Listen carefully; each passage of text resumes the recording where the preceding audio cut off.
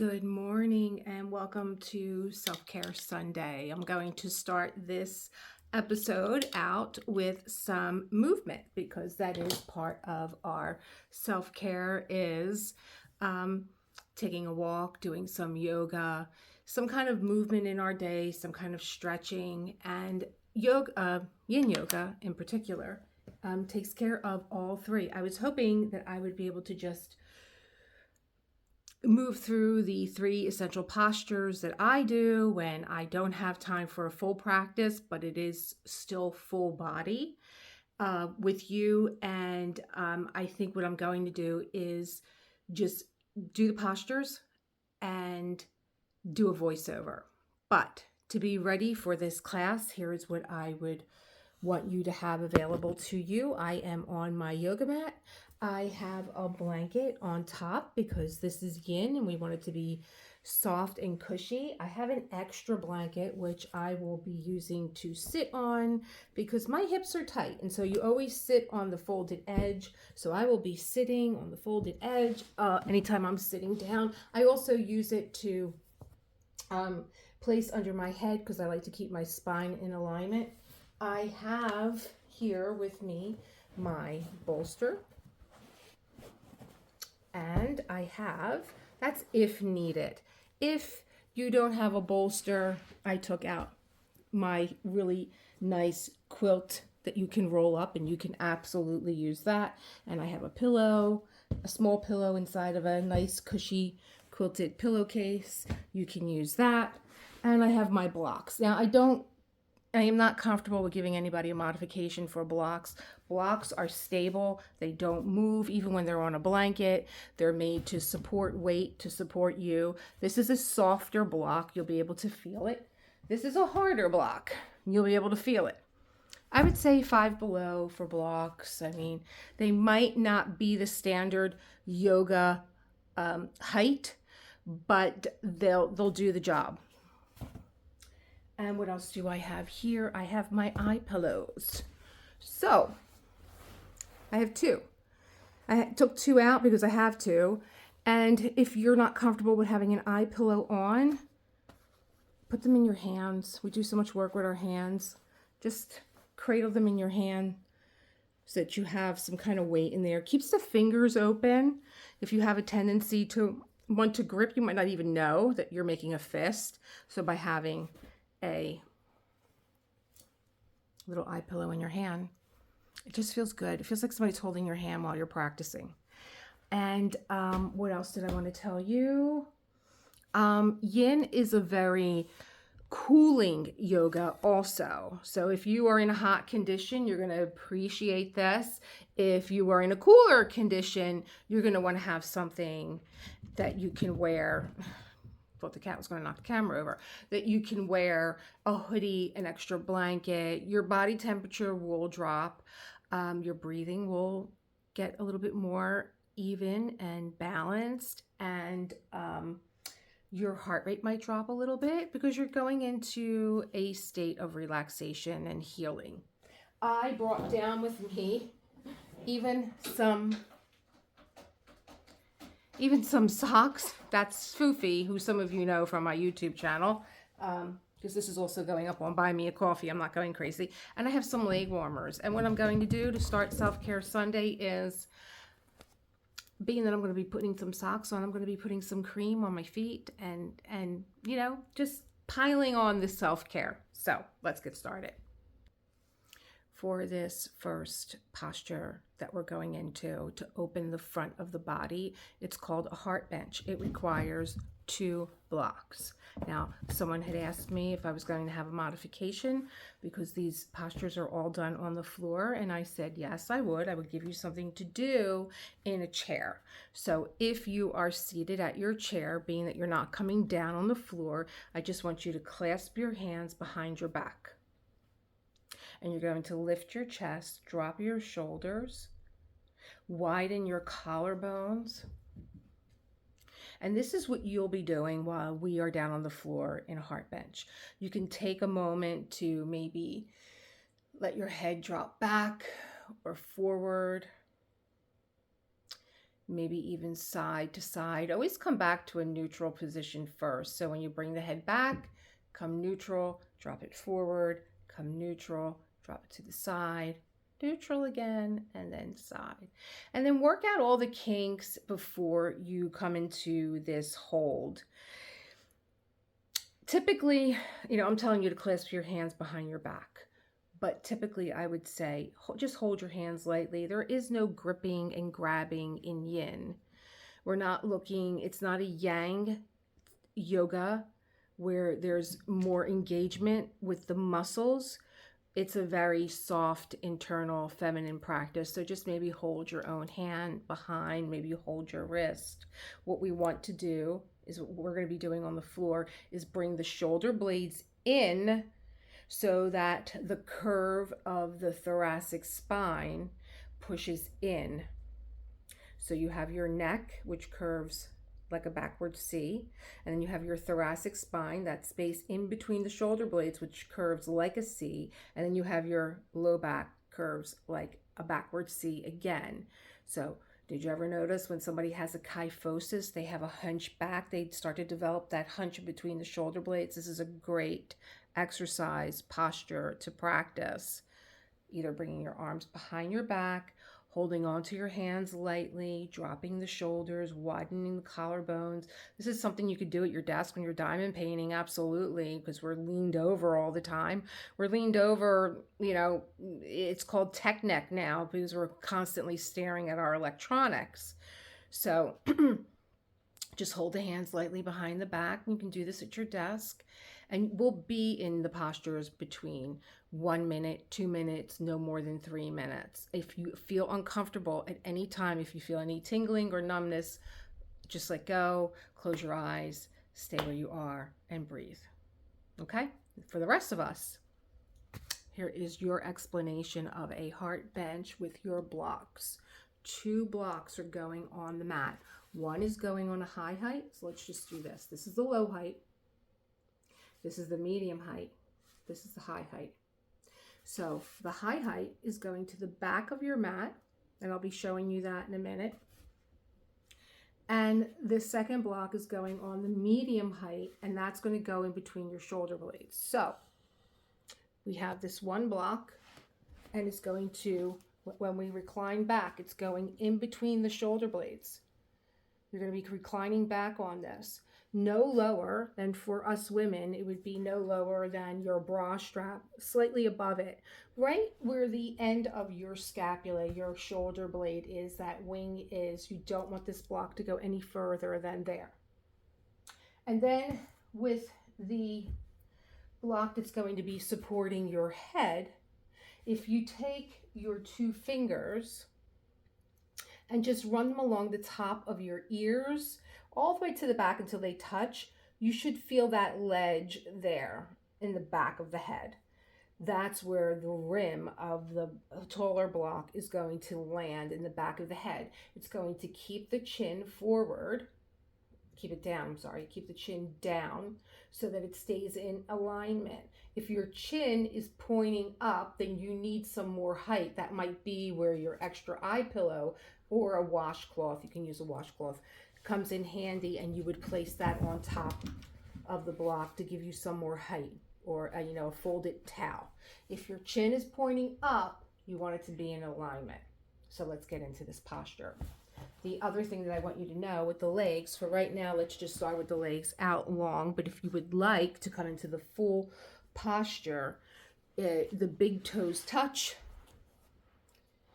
and the knees come out to the side, like so. But if you have tight hips like I do, I take my blanket, I roll it up, I place it on top of my ankles, and then under my ankles, it forms a sort of hammock so that when I recline back, I don't have all this pulling on the inside of my thighs.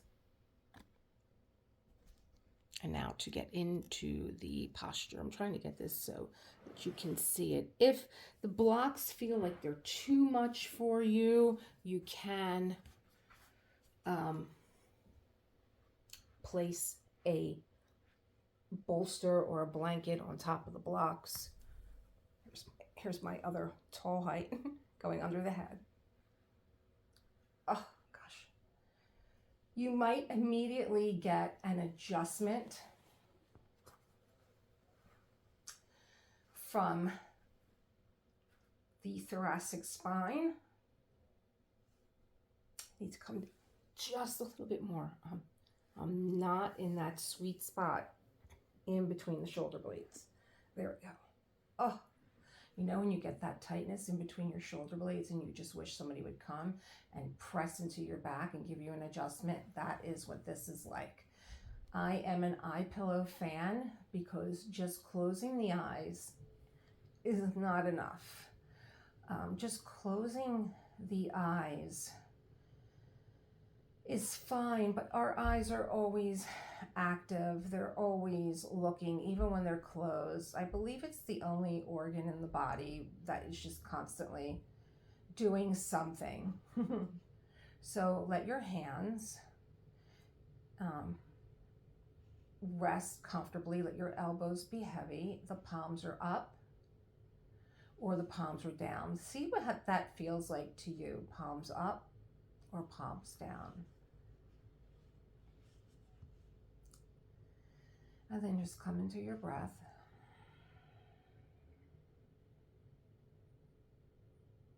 Letting the belly be soft.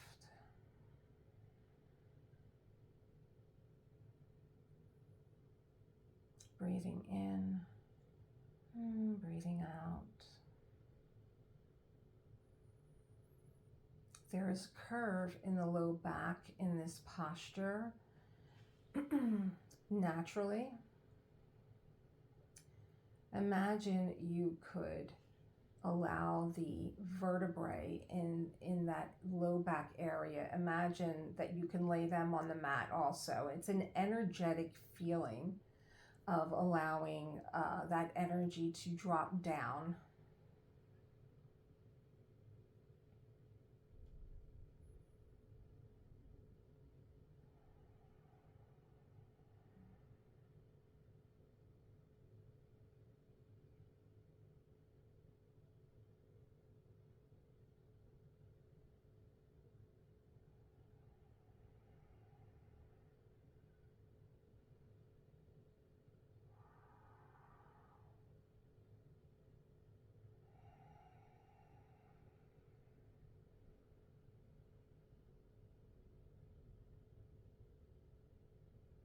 You can have the breath be a little bit more exaggerated in this posture.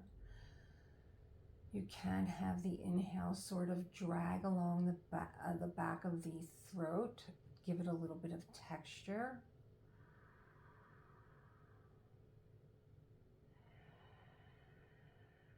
And also drag back out on the exhale.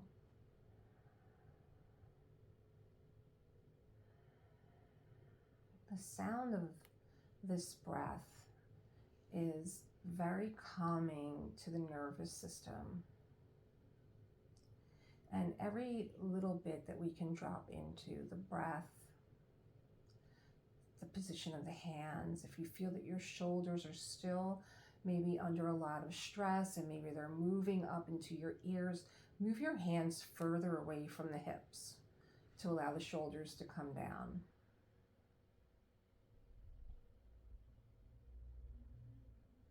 Drop into any of the sensations that you feel in this posture, whether you're seated, whether you're on the floor being supported by the blocks. This is a practice that starts really from the inside, but then goes deeper.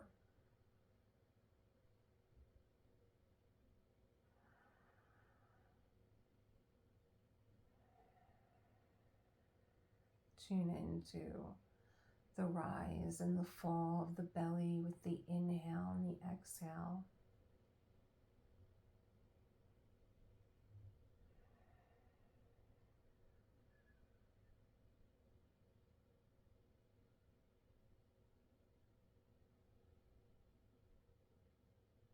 And if you're feeling like you'd want a little bit more sensation, you can take your arms up overhead.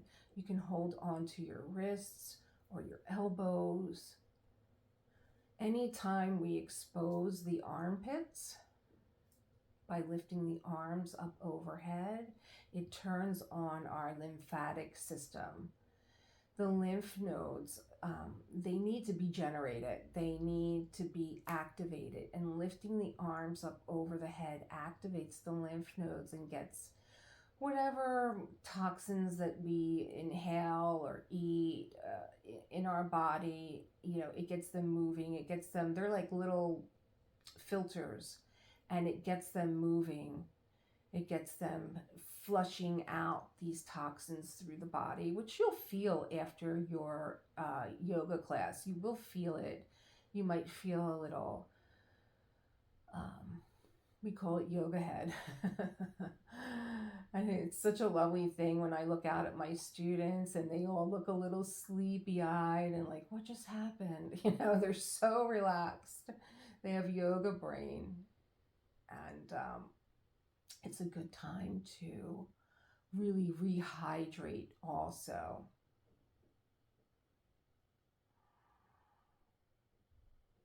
And then you can switch hands. If you're holding your right wrist, hold your left.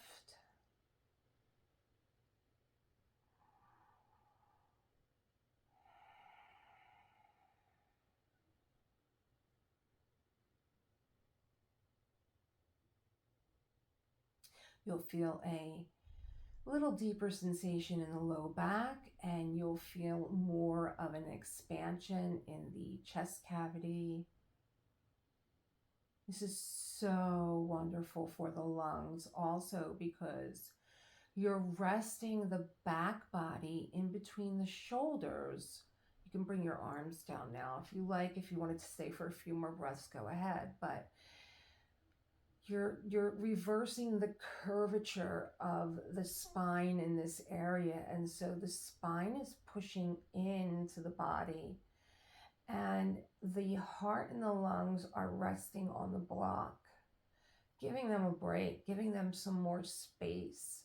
And more space means more oxygen, and more oxygen means vibrant cells, and they begin to energize, and maybe they repair, and maybe they begin to heal. But it's more blood flow. More oxygen in the cells means more blood flow. It's good across the board, but especially for the lungs and the heart to get this rest. We're going to stay here for a few more breaths. See if that relaxes something, knowing that you're going to be getting up.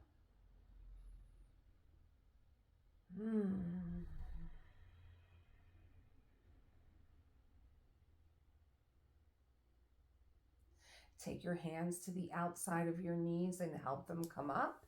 If your legs are long, bring your right foot to the floor and then your left so that your knees are pointing upward. And then bring your elbows close to your rib cage. Bring the palms of the hands down. Tuck your chin. Press into your hands. And slowly begin to roll up. Boom, there goes the eye pillow. Don't worry about it. I'm going to face forward. What I want you to do here is round your back. Just come in. Let your head drop. Let your chin drop to your chest. Round your back. You're going to feel a lot of activity in between that shoulder blade, maybe even in the back of the head. And I call it an echo. If you're sitting in your chair, same thing. Maybe you can use your desk if it's in front of you. Put your hands on the edge of your desk and push into your desk and round your back.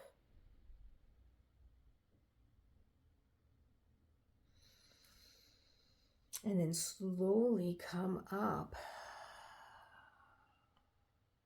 Blink your eyes open if they're closed.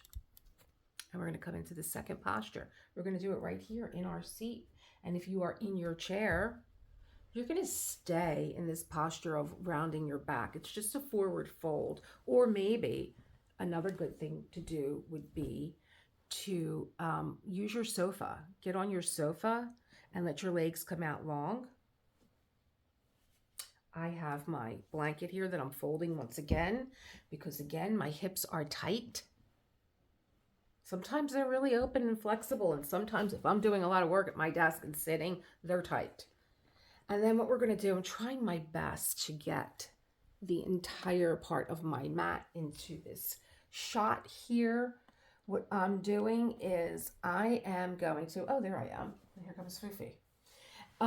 Open your legs up, not like the full extent. Again, this is a very easy practice in the sense that we're not engaging the muscle. That is the whole intent of yin yoga, is that we don't engage the muscle. We want to get underneath the muscle. So if your legs are out wide, like you're doing a cheerleader split, bring them in a little bit. And wiggle your toes, roll your ankles, let the feet relax. They can flop in, they can flop out. Just don't engage the toes. This is not pulling the kneecaps up. This is not bringing the toes towards you. This is just letting them relax. And then what I want you to do is put your hands on your hips where the hinge of your hip is. And from that point, you're going to begin to hinge forward. Now, as soon as you feel a stretch here, I want you to stop. That's your edge. So just stop. You begin to feel the sensation. Maybe you take your blocks. Maybe you take your bolster. I'm not going to engage with the bolster right now. I'm going to use my blocks today. And I'm going to rest my arms on them. And this is where we begin. This is the beginning point of this posture for us. For me, actually, not for you, for me, and maybe for you. Maybe you're still up here. That's fine. You still have activation in the legs, but you begin to come forward, and again, we just fall into the breath. And we take note of the sensations that we're feeling, anything that's coming up. This is why I fell in love with yin, because again, it's a meditative practice. It's an internal practice. And it does move below the muscle to where the ligaments, to where the connective tissue is. And that's really what we are targeting when we practice yin. We are targeting the connective tissue. And so connective tissue, just like its name, is all throughout the body. It connects everything together. It connects everything to the skeletal system. It connects the arteries. It connects the muscles. It connects the ligaments, the tendons. It connects all together.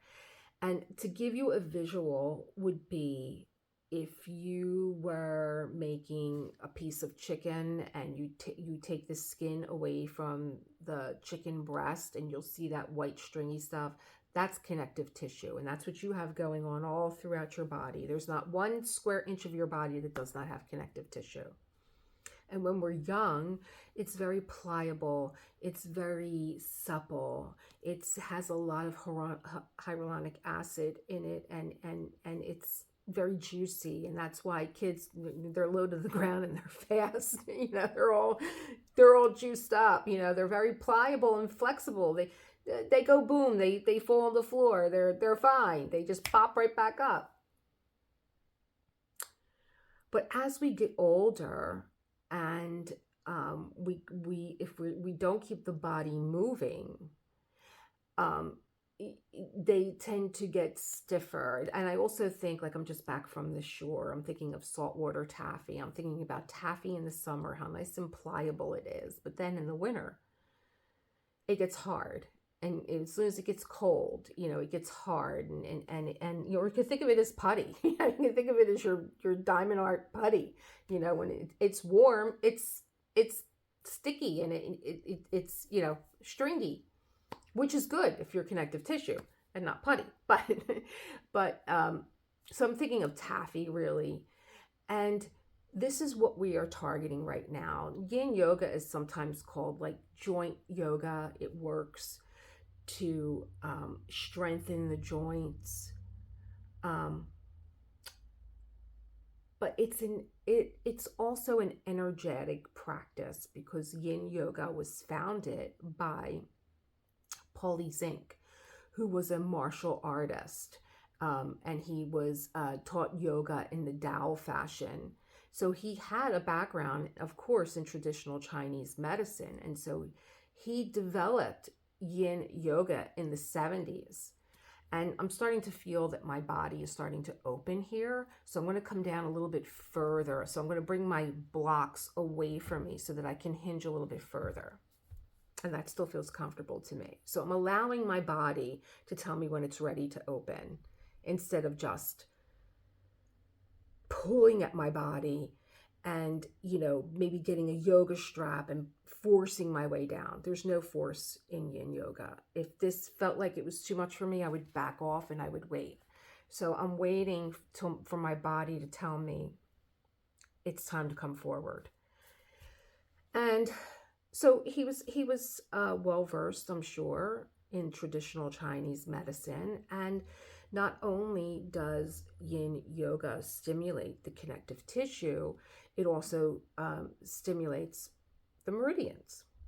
It was adapted, I think it was Paulie Zink. I get them so confused. Wait a minute. Paul Zink was the founder of Yin yoga.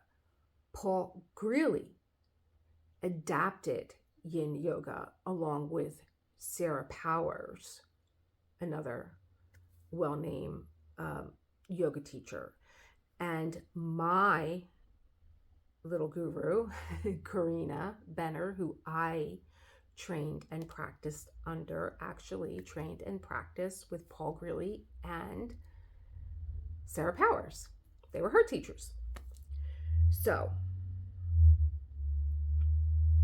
that is what I know and why I love Yin yoga. It's an energetic feeling also, and it moves these blockages out of the body. And when you really start to pay attention to the body and you have more, like if you were going to do a 90-minute practice with me, then it would be absolutely, more internal, more cueing, more getting in touch with what is going on through the postures and the movements by using the breath and getting you more in tune to the subtle intrinsic way that the body opens, making you zoom in and pay more attention to the sensations happening in your body.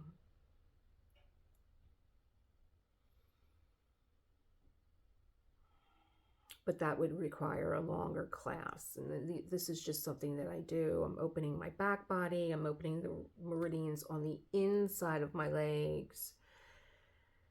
And I'm ready to come out of this posture. So I'm going to put my hands on my blocks. I'm going to slowly come up. Head is always last that comes up. And then I'm going to lean back and slowly bring my legs in. And again, there's that little bit of an echo that happens. It's kind of like, this is the way I've always described it in my class. It's kind of like filling the bathtub up with water, right? And then when you pull the stopper out, there's this whoosh, because you are using your body to compress the body. And then you release, and then where all the blood and oxygen are building in the body, when you release, it's this whoosh, and it just feels like magic. So we opened the front of the body. It's time to open the back of the body, and Mr. Fufi has decided to take up residence and take this yoga class. And so what we're going to do is something called crescent. It's shaped like a crescent moon. And what you're going to do is you're going to come down onto your mat. Let's see if we can get this in here. And I'm coming down on my mat. I'm going to take something underneath my head. I'm going to take this blanket. I like having a little bit of a lift in the back of my head. It makes me feel like, Mr. Fufi, you cannot be here right now. Sorry. It makes me feel like, well, it doesn't just make me feel, I know that my chin is more in, is not, up. I'm not putting a crick in my neck. And I actually need a little bit more. That is better. And then what I'm going to do is I'm going to, does this work better? Maybe it does. Okay. I'm going to shift my hips over to the right, but I'm going to bring my legs over to the left. So I'm creating like almost like a banana shape. And then, so my legs are forming a C shape. So my feet are in the lower left-hand corner, but my body is over to the right. And then you can cross your ankles if that feels comfortable to the right or to the left. And then I'm going to also bring my upper body over to the upper left-hand corner of the mat. So I look like a little crescent right now, like a little crescent moon in the sky. And what is happening here in this posture? Well, what is happening is the left side is being compressed and the right side is open, okay? Because I'm in this side bend. If you're in your chair, you can take a side bend. Just make sure that you are stable in your chair and you lift your right arm up and come over to the left and opening up the side body. And this is so beneficial because how often do we move from side to side? I'm actually going to cross my left leg over my right to keep my right foot down, keep my hip down. How often do we move side to side? How often do we open up the side of the rib cage and let the ribs expand? And in between the rib cage are little intercostal muscles, costal muscles, that my husband suffers from osteochondritis, costochondritis it's called. And it is the muscles in between the rib cage that kind of seize up and squeeze him. It's, from what I understand, it's a terrible feeling. And I can't seem to get him on the floor to do this. I don't know if it's just too painful. I don't know. But when I think of the work that he does in the Postal Service, and he's constantly flexing and extending, lifting, but how often do we move from side to side? He doesn't move side to side very often, neither do I, unless I'm doing a side bend. And so this not only is compressing also the left lung, but the right side is getting this huge amount of blood flow and space. Even your intestines, it's so good for your intestines, it's so good for your digestive system. So it's all good. All you have to do is close your eyes. The arms are up overhead, very good, to begin to drain that lymphatic system. And this is a whole body stretch from the tip of your toes to the tip of your fingertips. You are in a full body stretch.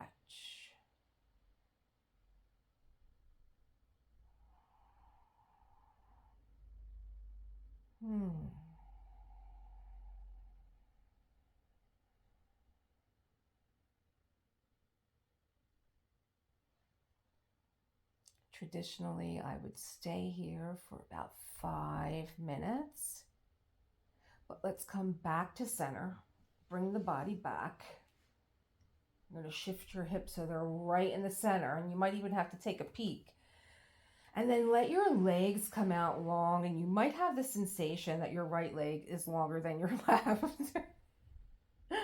But then I'm going to bend my knees again, and I'm going to shift my hips over. I'm going to take my feet out to the right corner and let my right foot cross my left. Hopefully I got all this in the shot. And then I am going to move my upper body. You can press in over to the right. And now I'm opening up the whole left side of my body, giving space to the rib cage. Make sure your hip stays down, stays flat to the floor. I'm going to have to shift a little bit. Compressing now the right side of the body. And I just love that you get both sensations. You get a nice squeeze and you get a nice opening at the same time, and vice versa. And it's, it's interesting that when you want to dive deeper into the sensations that you feel, how does the right feel different than the left? And for me, the left side right now is a little bit of a struggle because I have an injury in my left knee. It's taken me out of the game for a while. And I made a big mistake that I knew I should have never made. I decided I caved under getting a cortisol injection, and I will never, ever, ever do it again. I think it's just a mask, and, it gives you a false sense of security. And I'm struggling. The pain is in all the way up to my hip now, and I was like, I have to do like triple time of my yin yoga practice, which is helping tremendously. Not only is I know that the initial feeling that we feel when we come into this shape is the rib cage opening up. It's like an accordion, right? It's like this, and then it's like, woo, it opens up. But it's also the seam of the body, right? It's the side body. And this stretch, when you really drop into paying attention and you can follow the energetic line from your pinky finger, down the seam of your arm, under your armpit, through your rib cage, your hip, down the seam of your leg, the outside of your leg, the IT band, all the way down to the ankle and the toe. Just following that line energetically in the body. And that's what I mean about being a full body stretch.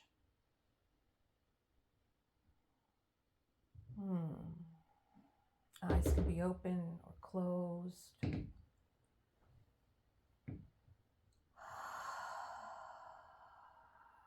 Breathing in. And breathing out.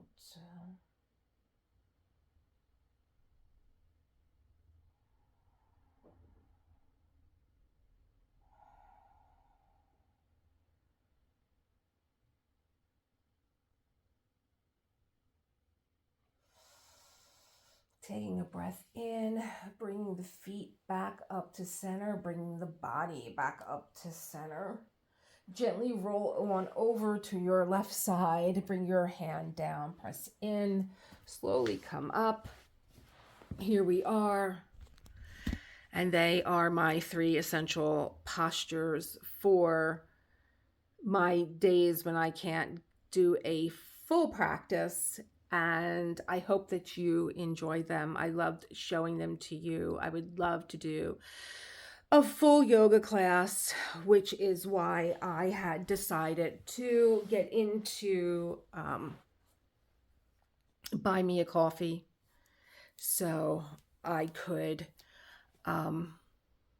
do a full yoga class and have you guys join me. I believe that I'm able to do a live, so that would be great. And then I would be able to have questions. And if that's not what I'm reading, because I have had so much coming at me since I came back from my anniversary, and I'm trying to like really digest all this information, then maybe that's just the place that I put a Zoom link up, and we can do alive that way. I really have been so I left the yoga studio in 2020 and I've taught here and there. In the meantime, I still had some private students that I was teaching. So um, I just could not get into, oh my gosh, there's virtual yoga now. How do we do this? I'm such a hands-on teacher and I'm so visual and like if I get to know you and I know some of your struggles that you're having, how to better, you know, put put the posture in the body, right? Not put the body in the posture. Put the posture in the body for you. So, now it's time for Self Care Sunday and some exciting stuff, like just like, oh, just such juicy stuff happened all this week. It was so nice to get away from my, the place where I create, right? Even though this is where I create, right behind me is where John creates with the music, and he has his own studio. Being that my upstairs is like being like under construction, now the bedroom bureau moved into my space, so I'm relegated to the living room, and then like people are knocking at the door and they're coming in and out, and so sometimes I almost feel rushed when I'm doing self-care Sunday, that I'm not really fully present. And I just, oh my God, it makes me so edgy and it gives me such anxiety that I think, oh, any minute somebody's going to be coming through the door, or any minute somebody's going to be calling me. That they were like my earlier videos where it was like every second someone was calling me. I was like, what is going on? I still have to put up the video that I made on Tuesday, and I'm so far ahead with Crimson that when you see her, she's almost done. Like, so that's one thing I was able to get done. And I think that while I'm down on the floor and like nothing is happening right now, I think what I'm going to do is just grab my notebook because it's looking at me. How'd you like that close up? And just, so here's what happened. I just love these synchronistic moments. I talk too fast. I love these, and I love that I trimmed the edge off Lilac, and I'm loving her, and I have an idea of how I'm going to put her up. Because really I wanted to go to Michael's, and I wanted to create an edge for her, but it was just not happening. So, so here's what happens. We go away, and I gotta get back into another yoga pose. So we go away, and the day of our anniversary, December the 12th, John is like, I want to go over to the Blue Pig and I want to get breakfast. And I'm like, I'm in the middle of my writing. I don't know how many times I need to tell you this, that when I'm writing, I'm very dedicated to my writing in the morning, and I'm not going, well, I have to take medicine, so if you don't go now, I'm going without you. Well, okay, goodbye. Right? Goodbye. I'm doing my writing. I need to get this done. So, because morning pages are not morning pages if you're not doing them in the morning. It's not stream of consciousness writing. And even my being engaged with him to tell him anything is like throwing me off my game. So he goes to have breakfast, and I was like, I just couldn't wait to see what the reading was in Book of Awakening for my anniversary. And I have made the decision that I am going to publicly do The Artist's Way January 1st. And if you are inclined to do it with me, the information, once again, will be on Buy Me a Coffee. Because I... was it Lisa Maria Designs? I don't think it's the right platform on YouTube. But anyway, December the 12th. The reading was The Treasure at Our Feet. And it is not easy to find happiness in ourselves, and it's not possible to find it elsewhere. And so as soon as I read that, there's another book that I read every year, and that's The Alchemist by Paulo Coelho. And of all the books my husband has read, I just cannot believe that he has never read The Alchemist. On the first year that, well, let me see, we start dating in 2020. So 2020 was, it was what it was. But 2021, he rented a townhouse for my birthday. And he had a beautiful Scrabble board, and he had a movie that I love, that I just could not find anywhere. And we spent 2 days there in Center City in Rittenhouse Square. So the movie, he's like, I've been hearing about this movie. It's called The Fall. And it's about a little girl who is recovering in the hospital from her arm being broken. And a stuntman is now admitted to the hospital.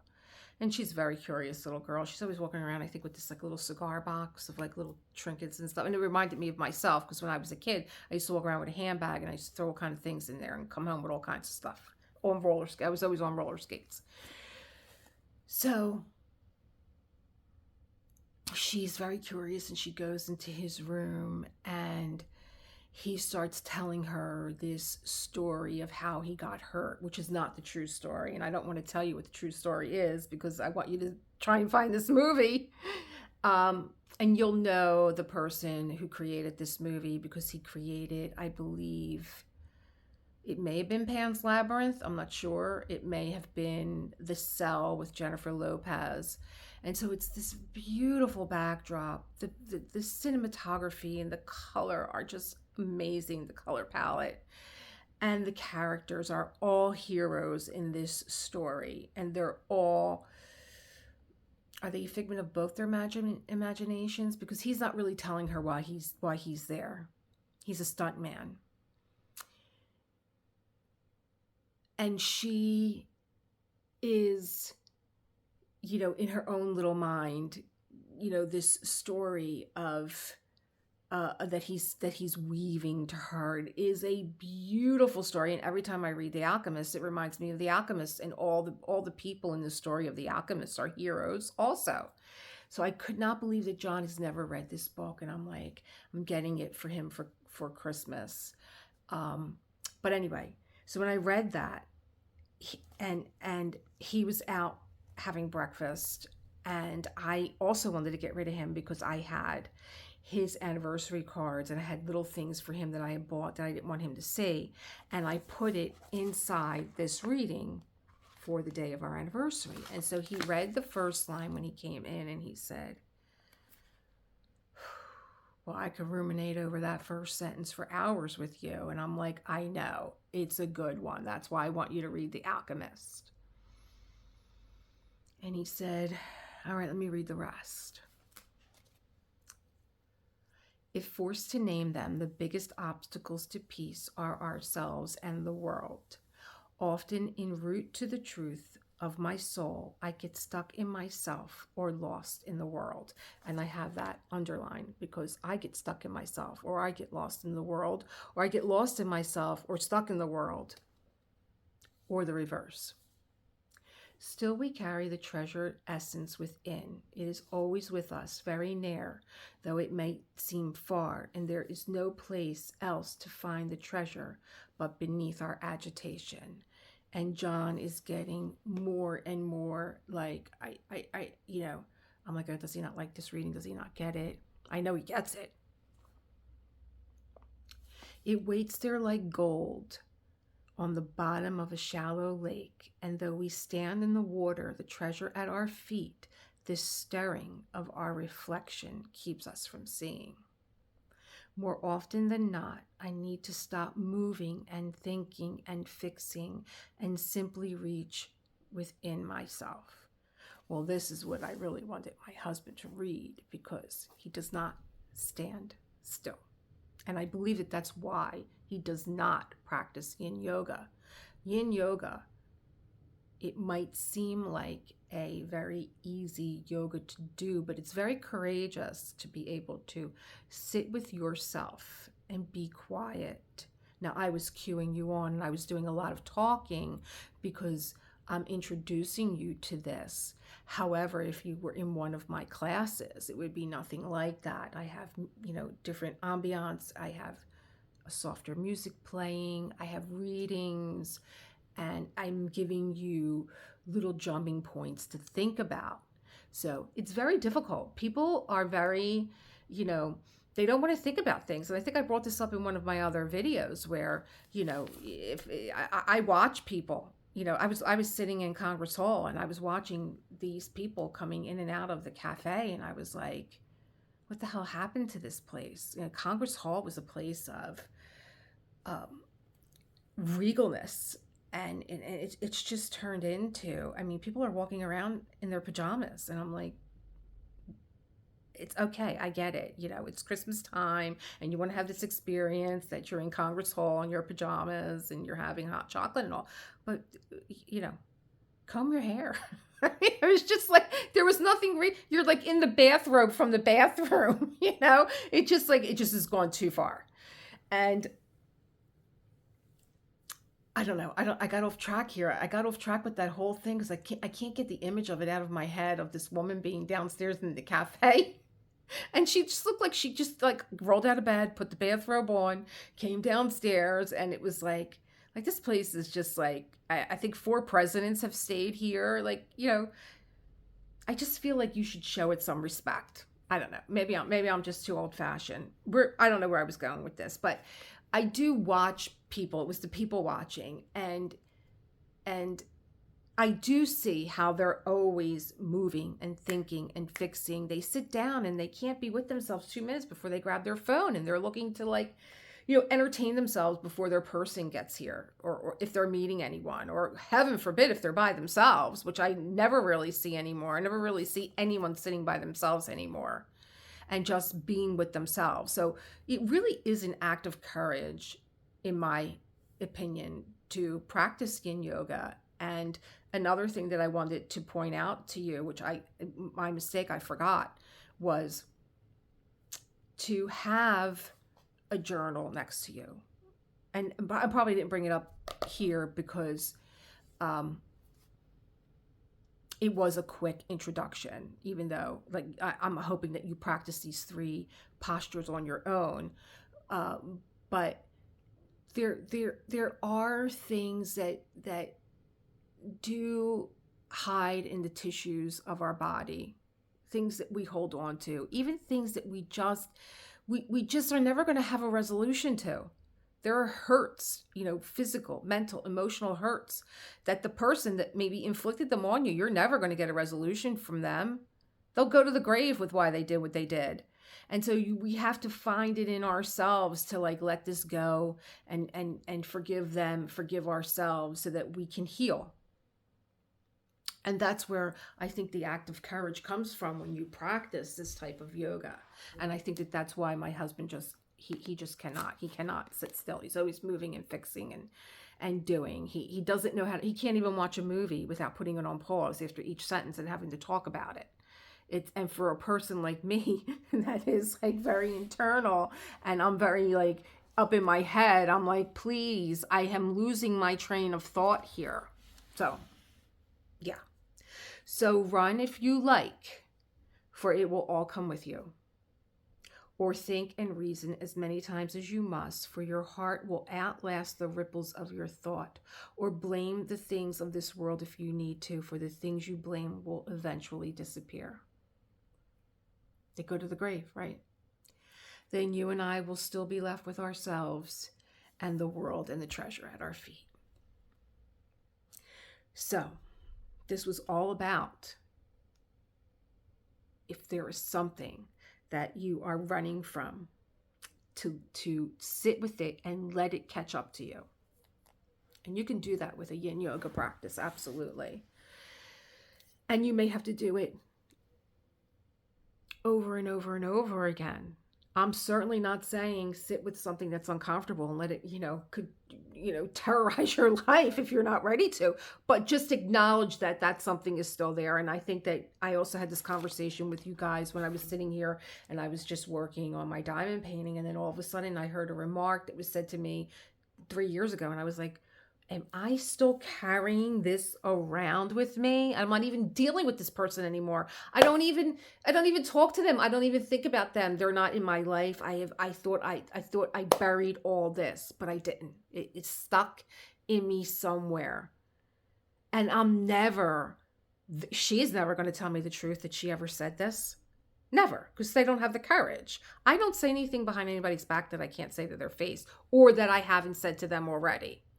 So I don't play that game. Because I know that what I put out there comes back. So I know that this person, she's just not evolved in any way. If I go to her and say, like, I heard that you said this, I'm not going to get any resolution from her. So how do I come to terms with it? Because everywhere I go, there I am, and it's with me, and I need to get rid of this. And so it's a continuing practice for me. And I know that if I take my practice and this comes up and I take my journal and I write about it, eventually there's going to be something that goes off in my head that's in front of me the whole time that I'm not ready to see yet. So I'm not saying that if you have something that's chasing you, to do this practice and let it catch up to you, but at least acknowledge that it's there, and you do have to deal with it. You do have to deal with it if you want to, because there's so many bigger things out there for you. And I know you might not get this yet, but that thing that's chasing you, it's not only chasing you, it's fist fighting with all the good stuff that's trying to get to you, right? It's knocking everything out of the way that's trying to get to you, because whether you realize it or not, it's big. So you got to deal with it. You got to knock it out. So it wasn't just things that we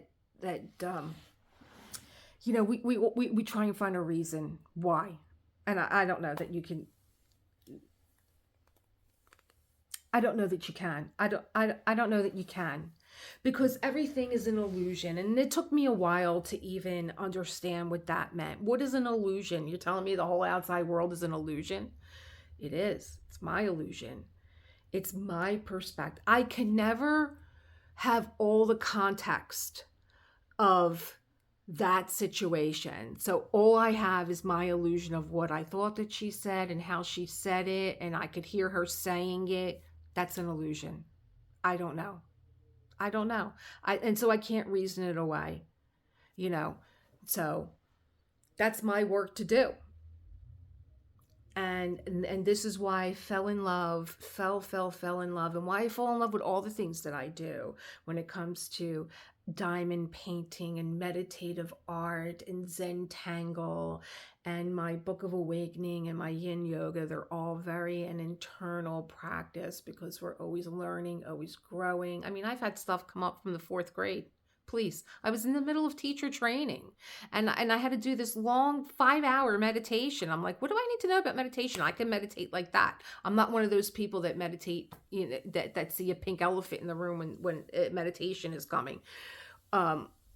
But this was an open-eyed meditation. This was a walking meditation. And,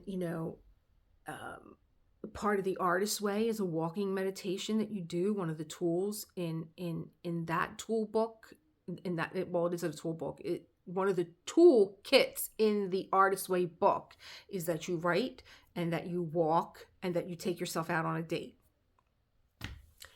And so I thought I knew all there was to know. And here I was having this experience where I kept seeing this picture from when I was a kid that it was not Leonardo da Vinci. I think I said it was actually Picasso's Blue Period. And I knew Picasso had a blue period, and I think Da Vinci did too. But this was Picasso. And I don't know why in my mind I saw this family. I forget what it was called. I think it was called Grief. And, how appropriate that I would be having this experience at a time where there was a lot of grief in my life. I didn't know that's what that painting was called, but it's like all these things, are constantly coming at you as like little clues, little pieces of the puzzle that are your life. And it needs you to pay attention to put them together, like your diamond painting, right?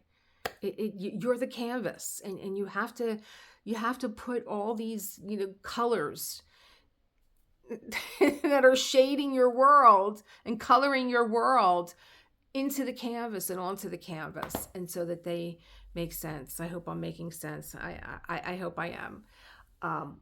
But Foofy is in his little nest, and he's not aggravating me that the hour is up. He's so quiet right now, and I don't know what it is about me. I'm such a brat. I just want to go over and like give him one of these for all the times that he bothers me when I'm diamond painting. He's just so peaceful right now. I don't know what it is. Well, that little bed was never in this room, and I brought it in this room, and now this is where he hangs out at because he wants to be with the family. The family. So I hope that you enjoyed this class. I think what I'm going to do is take some little illustrations of the postures and put them up so that you can get a better idea, because, you know, I really thought that if I was low enough to the ground with my camera that it would capture all this, and it just really didn't. So what else? What else do we have coming up? Well, we have the Artist Way coming up. I am actually going to read the first chapter tonight, so I have it ready for you, January 1st, even though I've read it a million times. It's always new. It's always fresh. I'm on a new adventure in my life, and I need this guidance from Julia Cameron to get me to the finish line. Because I'm a one-woman show. My husband tonight said, "Oh, do you mind if I go out with the boys tonight? They rented a studio, and you know, we're going to go." And I'm like, "No, go. I totally understand." And I'm like, "How lucky is he? He's got a studio. He's got like-minded people to hang out with, and yeah, go. I'm happy that you're going to be doing this." So I'll be reading the first chapter tonight of The Artist Way to have it ready for you, and I will have Tuesday's video coming up probably right after I get done doing this. And so, my loves, I hope that you enjoyed this practice. If you have any questions, please put them down below. I believe that I opened up a Gmail. Yes, I did, for Buy Me a Coffee. Elisa Maria Designs #8@Gmail. I'll put it down the bottom. And I haven't had an email there yet other than Gmail saying welcome. And I will answer any of your questions. And have a Sunday fun day. Get out there. It's beautiful out right now. It's only Saturday, so it should be better even tomorrow. Hopefully. Who knows? Anyway, I'm glad to be here, and I'm glad that you were here with me. And I will see you in the next one. Create the world you want to live with. Create the world that you want to live with and you want to live in. How about that? Bye, my loves.